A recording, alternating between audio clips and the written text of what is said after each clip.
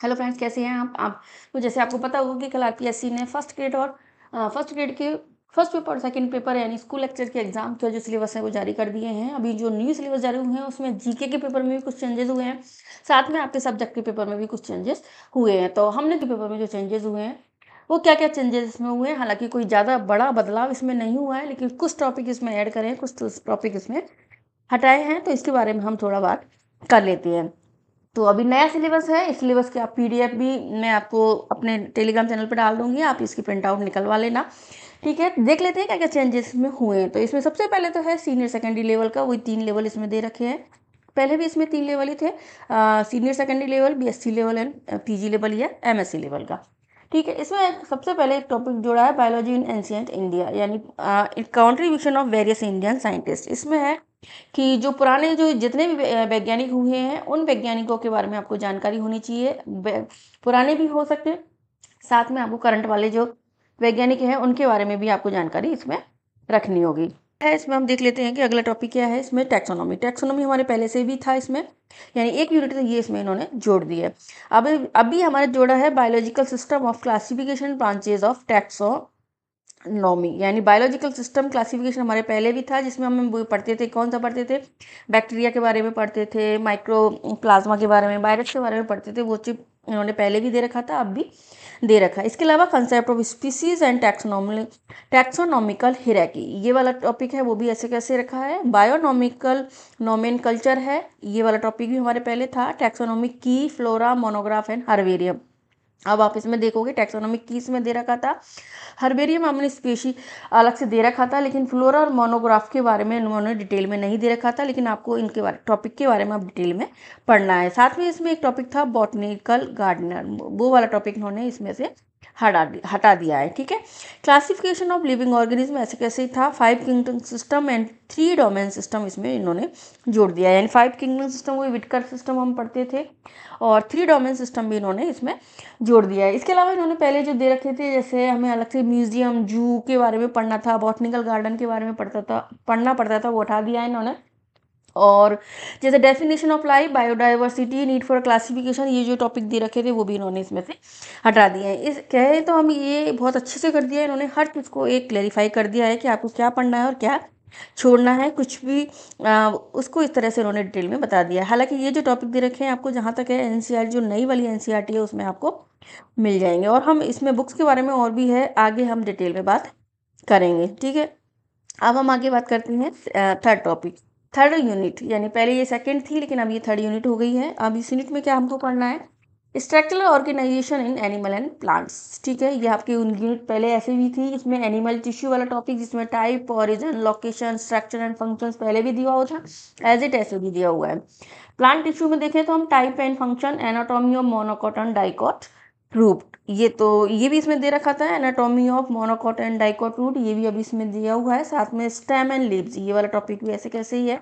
Structural organisation of higher plant, modification of root, stem and leaves, types of fruit, ये वाला जो topic है ये एनसीईआरटी में दे रखा है मॉर्फोलॉजी के नाम से। ठीक है, वो की टॉपिक उन्होंने उठा के इसमें से रख दिया है ऐसे कैसे, जबकि पहले इसमें फ्लोवर, टाइप्स ऑफ इन्फ्लोरेंस और फ्रूट्स के बारे में ही बताना था, लेकिन अभी आपको इसमें मॉडिफिकेशन ऑफ रूट्स है, साथ में इसका हायर प्लांट्स में जो स्ट्रक्चरल ऑर्गेनाइजेशन होता है, इसकी संरचनात्मक संगठन होता है, उसके बारे में आपको पढ़ना है। ठीक है, अब अगले प्लांट फिजियोलॉजी, प्लांट फिजियोलॉजी में भी उन्होंने थोड़ा बहुत चेंज किया है, जैसे प्लांट वाटर रिलेशन इसमें पहले भी था, इसमें नया टॉपिक जोड़ा है, phloem transport and ascent of sap. ये पहले इन्होंने ट्रांसपायरेशन वाला जो टॉपिक दे रखा था उसके अंदर इन्होंने दे रखे हैं, लेकिन अभी ट्रांसपायरेशन वाला टॉपिक इन्होंने हटा दिया है। इसके स्थान पर इन्होंने एक क्लियरली बता दिया कि 2 टॉपिक आपको इसमें से पढ़ने हैं। फोटोसिंथेसिस पहले भी था, रेस्पायरेशन पहले भी था, फोटो रेस्पायरेशन को इन्होंने थोड़ा डिफाइन कर दिया है, नहीं अलग से पढ़ना है। मिनरल न्यूट्रिशन पहले भी था आपके, प्लांट मूवमेंट भी था, नाइट्रोजन लिपिड मेटाबॉलिज्म भी था, ग्रोथ एंड डेवलपमेंट भी था, यानी एनसीईआरटी के जो भी टॉपिक है आपको ऐसे कैसे इसमें से पढ़ने हैं। ओके, अब हम बात करते हैं एनिमल फिजियोलॉजी की। एनिमल फिजियोलॉजी इन्होंने इसमें कुछ भी चेंजेस नहीं किया, जो टॉपिक इन्होंने पहले दे रखे थे एज इट अभी भी सारे टॉपिक ऐसे ही दे रखे हैं, यानी वही टॉपिक आपको इसमें पढ़ने हैं। ओके, तो एनिमल फिजियोलॉजी में इन्होंने कोई चेंजेस नहीं किया, वही digestion, absorption, breathing, respiration, body fat circulation, extraction product and elimination, locomotion movement and neural control and coordination, chemical coordination, regulation, reproduction. ये जब सारे टॉपिक एनसीईआरटी में ऐसे कैसे दे रखे हैं वो कि वही टॉपिक आपको पढ़ने हैं। ओके, अब हम आगे बात करते हैं।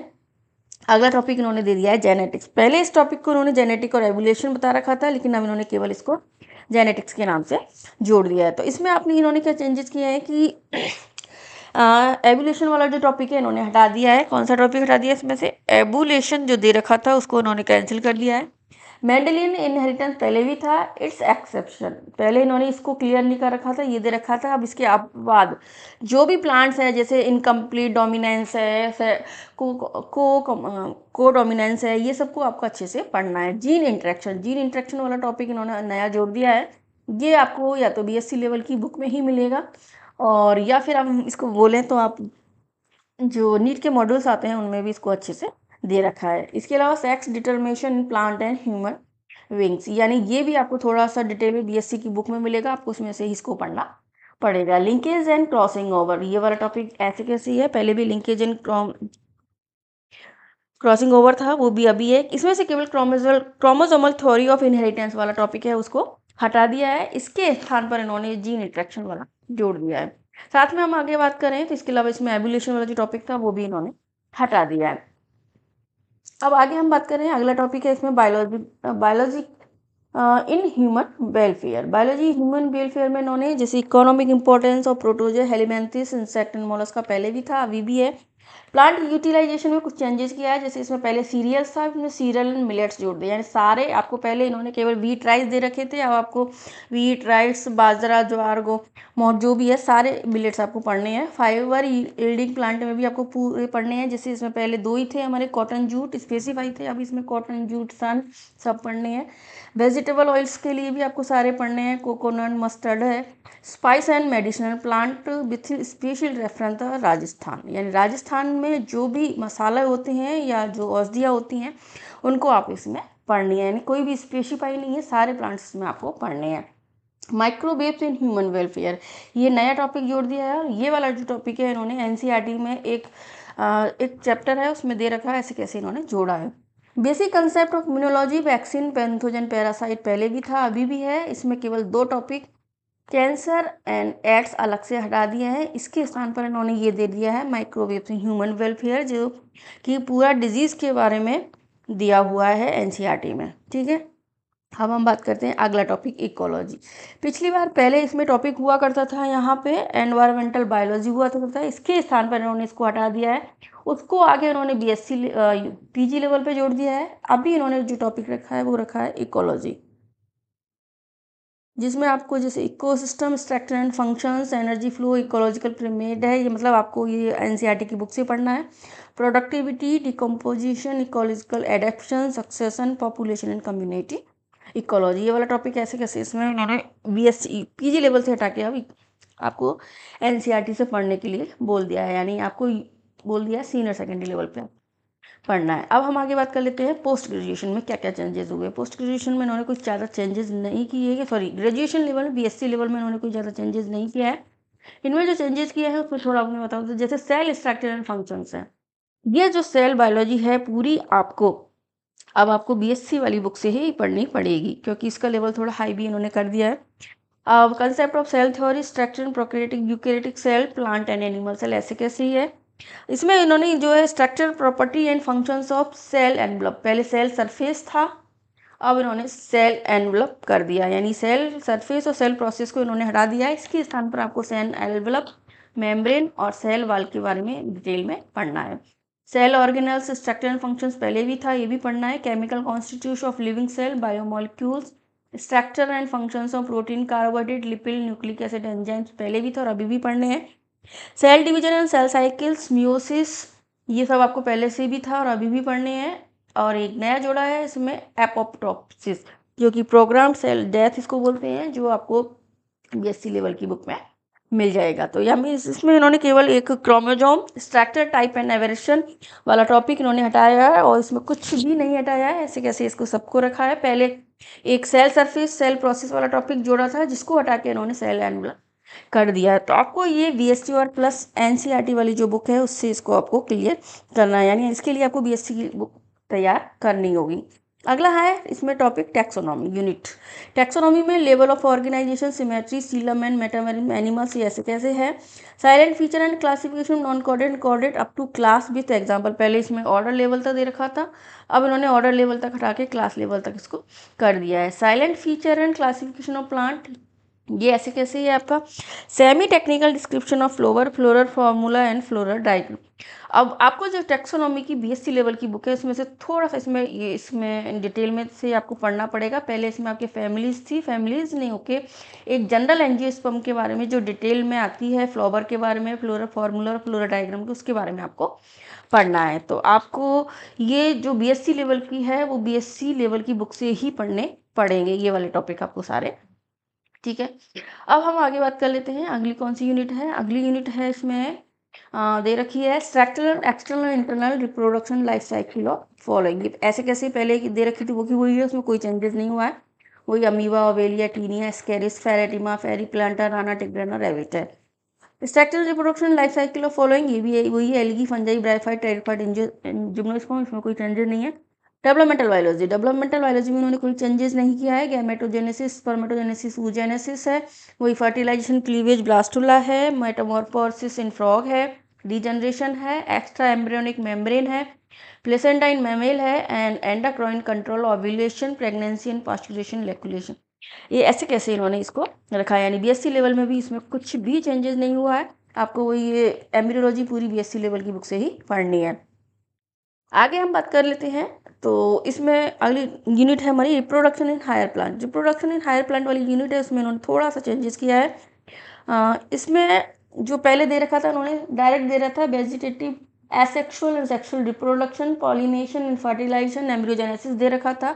लेकिन अभी उन्होंने जो कर दिया है वो वेजिटेटिव प्रोपेगेशन प्लांट्स वाला डिटेल में पढ़ने को बोल दिया है।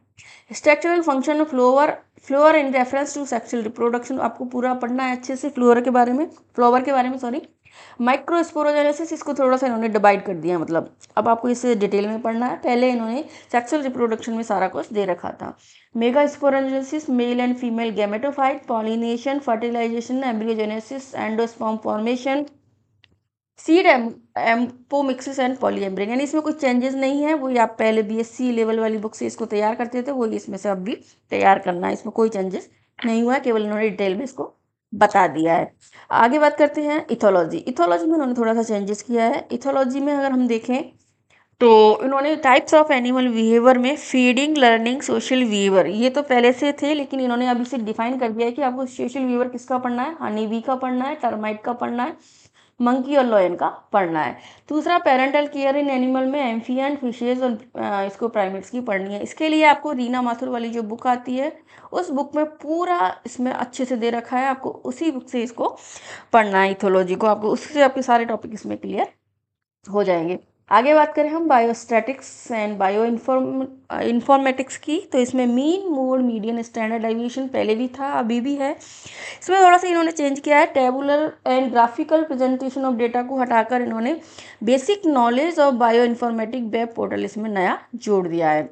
तो ये वाला टॉपिक है, आपको एक बार देखना पड़ेगा। इसको मैं भी आपको बता दूंगी कौन सी बुक से आपको पढ़ना है, ये मुझे भी अभी नॉलेज नहीं है। Basic knowledge of biological and sequence database, ये भी थोड़ा सा चेंजेस इन्होंने किया है। ये दो टॉपिक इन्होंने नए जोड़े हैं, टेबुलर एंड ग्राफिकल रिप्रेजेंटेशन को हटा करके। तो ये टॉपिक मैं आपको अभी बता दूंगी कौन सी बुक से आपको अच्छे से पढ़ने हैं, मिल जाएंगे।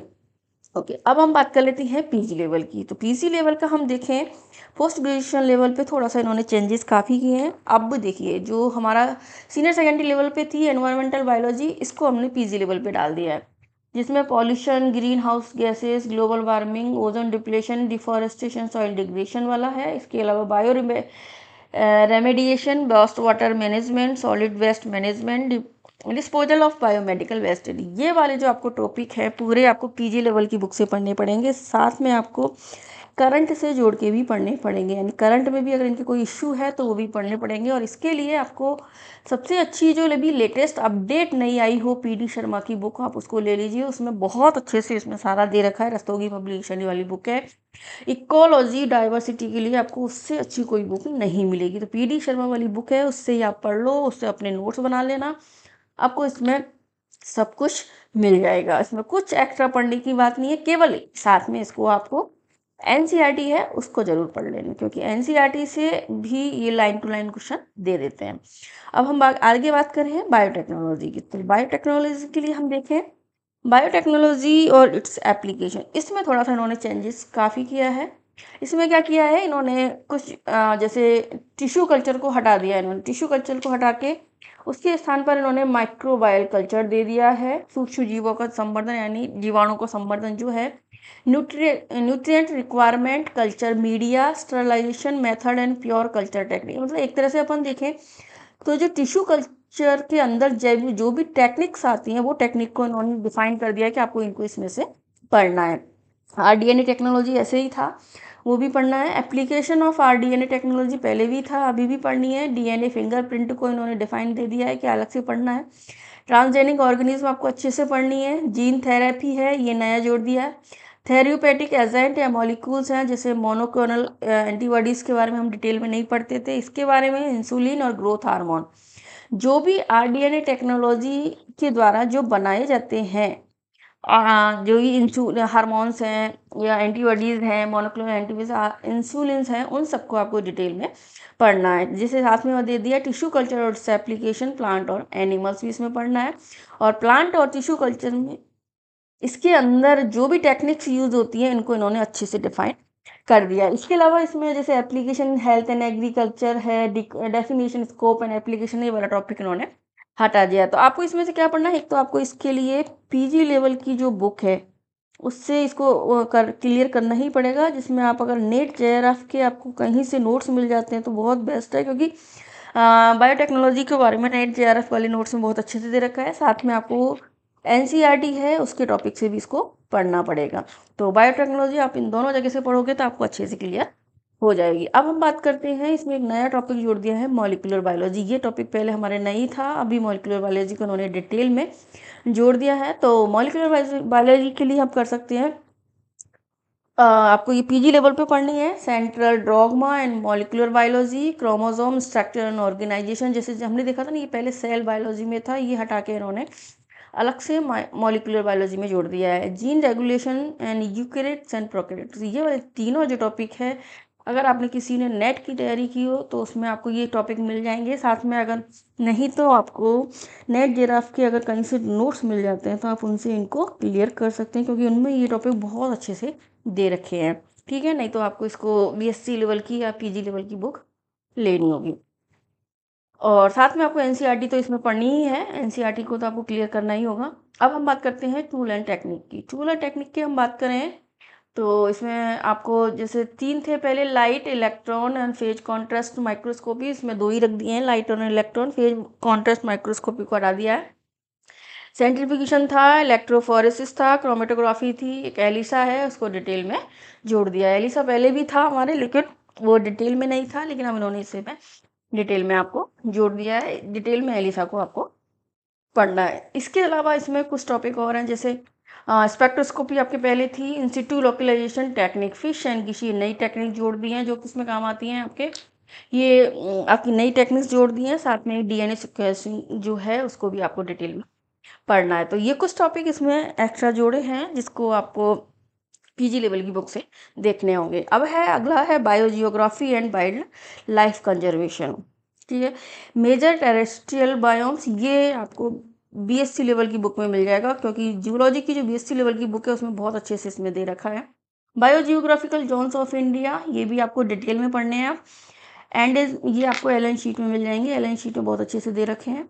And is in conservation management strategies, concept of protected area, biosphere reserve of India, wildlife sanctuary, national park, wetland and scrub groups with special reference to. अभी इसमें एक नया टॉपिक ढूंढ दिया कि आपको जो भी रामसर साइट है उनको जो राजस्थान में रामसर साइट है उनके बारे में थोड़ा डिटेल में आपको पढ़ना है। तो इसमें से कुछ ज़्यादा चेंजेस नहीं किया है, केवल हॉट स्पॉट हटा दिए हैं, साथ में प्लांट एनिमल डिस्ट्रीब्यूशन जो आप राजस्थान के रेफरेंस में पढ़ते थे उसको हटा दिया है, और उसके अलावा इसमें wetland and scrapped groups with special reference to Rajasthan जोड़ दिया है। ठीक है, तो इसके लिए मैं बोल रही हूँ आपको कि आपको ज़्यादा चेंजेस करने की जरूरत नहीं है। आपको पीडी शर्मा की बुक साथ में आपको ये केवल जो साइट है बायोजियोग्राफी की उससे ही आपको अपडेट करके इसको पढ़ना होगा। ठीक है, इसके अलावा मेरे पास जैसे ही मेरे पास अपडेशन हो जाएगी मैं भी आपको इन टॉपिक्स को करा दूंगी। अब इसमें लास्ट में टॉपिक बचता है, हमारी 5वीं यूनिट है इसमें पेडागोजी, चौथी यूनिट सॉरी। हाँ, तो पेडागोजी में है, पेडागोजी के लिए तो आप जैसे साइकोलॉजी का आप जैसे मैटर तैयार करोगे, जो भी आप नोट्स लोगे या कोचिंग पढ़ोगे, मेरा तो मानना है एजुकेशन साइकोलॉजी के लिए आप कोचिंग ही ले लीजिए ऑनलाइन कोई, तो उसमें आपको पेडागोजी भी पढ़ा दिया जाएगी, साथ में आपको ये भी मिल जाएगा। तो इसके लिए आपको pedagogy and teaching learning material, ये इसमें कोई चेंजेस नहीं हुआ है ज़्यादा, इसमें ऐसे कैसे इसमें वही है, वही कम्युनिकेशन स्किल्स है, टीचिंग मॉडल्स हैं, है ना, और preparation use of teaching learning material during teaching है, कोऑपरेटिव लर्निंग है, ये वाले टॉपिक आपके पहले भी थे, ऐसे कैसे इन्होंने अभी भी दिए हैं। इसके अलावा concept ICT and digital learning है, ई लर्निंग एंड वर्चुअल, ये थोड़ा नया जोड़ दिया इन्होंने, e learning and virtual classroom and technology integration teaching learning assessment, ये नए 2 टॉपिक इन्होंने जोड़ दिए हैं, तो आपको खाली क्लियर करने हैं। ठीक है, तो मैंने आपको पूरा सिलेबस बता दिया है, इसमें आपको कोई ज़्यादा चेंजेस करने की ज़रूरत नहीं है, ज़्यादा कोई घबराने की ज़रूरत नहीं है, कुछ जो जो आप पहले से पढ़ रहे हो उससे पढ़ो, नया सिलेबस निकलवा लो, इसके बाद जो भी टॉपिक आपके हट गए हैं उनको छोड़ के आप पढ़ लीजिए, और जो भी अपडेशन होगा उसमें आपको मैं भी हेल्प करूँगी, और साथ में आपको एनसीईआरटी भी क्लियर करनी है। तो अगर आपको मिलते हैं अगली वीडियो में। Thank you.